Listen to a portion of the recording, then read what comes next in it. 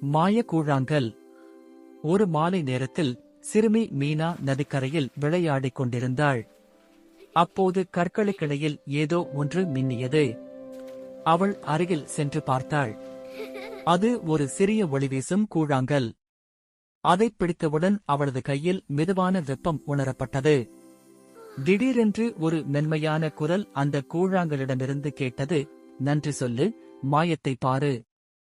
மீனா சிரித்துக்கொண்டு, "இன்றைய அழகான நாளுக்கு நன்றி" என்றாள். உடனே வானம் இன்னும் பிரகாசமாக தெரிந்தது. வண்ணத்துப் பூச்சிகள் அவளைச் சுற்றி பறந்தன. அவள் ஆச்சரியத்தில் மூச்சை இழுத்தாள். வீட்டிற்கு வந்தபோது, "எனக்கு பிடித்த உணவை செய்ததற்கு நன்றி அம்மா" என்றாள். அம்மாவின் சோர்வான முகம் உடனே புன்னகையால் மலர்ந்தது. வீடு மகிழ்ச்சியால் நிரம்பியது. அடுத்த நாள் பள்ளியில் ஆசிரியரிடம் நன்றி சொன்னாள். பாடங்கள் எளிதாக புரிந்தது. இது உண்மையிலேயே வேலை செய்கிறது என்று அவள் மகிழ்ச்சியுடன் நினைத்தாள். ஒருநாள் விளையாட்டில் தோல்வியடைந்ததால் கோபத்தில் நன்றி சொல்ல மறந்தாள். உடனே அந்த கூழாங்கல் ஒளி மங்கியது. அது குளிர்ந்தது.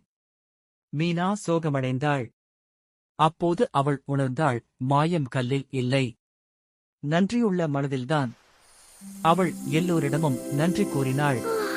கல் மீண்டும் பிரகாசித்தது. கதை நெறி: நன்றியுள்ள இதயம்தான் உண்மையான மாயம்.